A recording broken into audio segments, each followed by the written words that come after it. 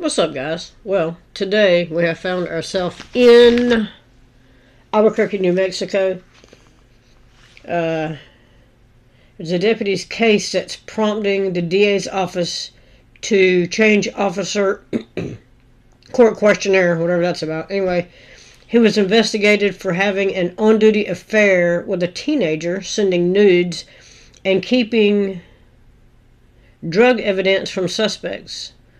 When the New Mexico police officer, James Walker, was confronted about it, he quit the department and got another job in law enforcement, now working with the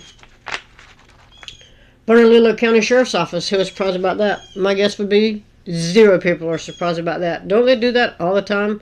I mean, isn't that like the MO?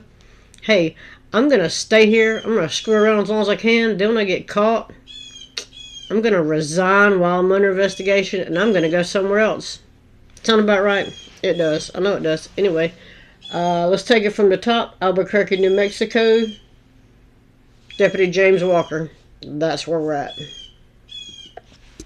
An on-duty affair with a teenager, sending nudes, and keeping drug evidence from suspects.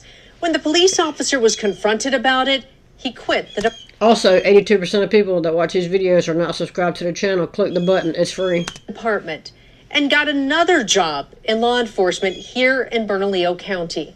KRQE investigative reporter Gabrielle Burkhart shows you why defense attorneys are now raising questions about whether he can be trusted to testify in court. I don't even think I'm going to sign it. I think I'm just going to resign. Just hearing those things and that he admitted to this, what goes through your mind? How in the world is he a law enforcement agent roaming the streets of Albuquerque? Really? You're surprised about this? With the amount of cops that are doing the same and worse and hop from department to department, you're surprised about this? Local defense attorney Ahmad Assad is referring to James Walker, a New Mexico law enforcement officer who swore an oath to serve and protect. But we found evidence in Walker's police file But only to serve and protect themselves. showing he violated his code of ethics. Violations Assad and other defense lawyers say raise serious questions about his trustworthiness. Quite frankly, these are acts unbecoming of a law enforcement agent. In 2023, 2 young women filed citizen complaints Law enforcement agent? No, they're agents. Agents of the state. We already knew that. against Walker, then an Edgewood police officer. They say Walker was having an affair with their 19-year-old McDonald's co-worker, that he'd show up while on duty, bring her liquor, and have sex in his police unit. The women also claim Walker sent nude photos of himself that were passed around their workplace, shared with minor co-workers. We have 15-year-olds at work here, one woman wrote. It's bad enough they had to see that, but it's even worse that it's a cop you guys hired, the complaint states. They also claim he's taken weed from stops and gives it to the teen. Yes, which is ridiculous because, and to let that sink in even more, 2 of my 4 teenagers work at McDonald's. I'm just throwing that, not this McDonald's, I'm just saying, it's the thought that these creeps are creeping around McDonald's. Edgewood police launched an internal affairs investigation. Those complaints that came in on Monday, and this is going to be your target letter for that complaint. Lapel video shows Walker being served with a target letter, notifying him he's under investigation. There's also a section for you to sign. Okay. Those are the areas of policy that you're being accused of violating. Essentially, you're just signing the receipt of the target letter. But after reading it over, I don't even think I'm going to sign it. I think I'm just going to resign. Because, right now I'm already hired with BCSO and Right. I don't And what's the point in talking with you anymore? get stress of Total any of bullshit. this going on right now, so. Walker resigned from Edgewood and is now a deputy with the Bernalillo County Sheriff's Office. Wow. How is any of that, that just shows you, agent of the state, yes, they want yes men, they want yes women, they want people that's not going to ask any questions, they'll move you from department to department, because when your shit hits the fan, and they need law enforcement to you think they've turned on citizens now, you just wait. They want people that are not going to ask any questions, and they are doing a damn good job of getting exactly that. That's incredibly telling of this this person's credibility. Records obtained by KRQE Investigates show Edgewood PD followed through with its internal investigation into Walker. A findings letter shows Walker admitted to taking a, quote, large quantity of marijuana on a traffic stop and kept it for his own use without tagging it into evidence. He claims he later got rid of it. The investigation also found Walker did have a sexual affair with the McDonald's employee and sent at least one naked picture of himself that was shown to teenagers. As far as having sex in his unit, the investigation did not find conclusive evidence, but the IA found he violated search and seizure, standard operating procedures, and their code of ethics, his conduct discrediting him. As a result, the state's Law Enforcement Certification Board agreed to a 45-day suspension of Walker's law enforcement certification, a punishment he served in June of 2024 with BCSO.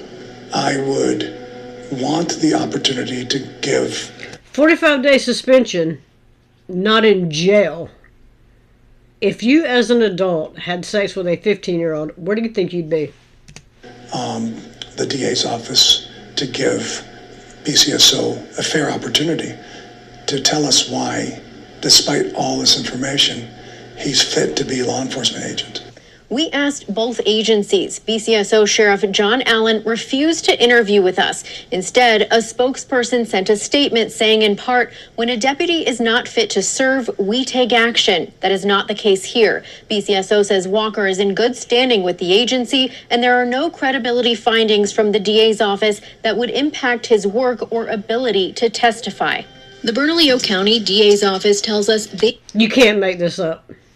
they've been voluntarily notifying defense counsel of Walker's history in cases that rely on his testimony, but his name is not on what's known as the Giglio list, which names officers That's the Brady list. the DA's office no longer considers credible witnesses in court. So why isn't he on the Giglio list? And that to me is the ultimate question.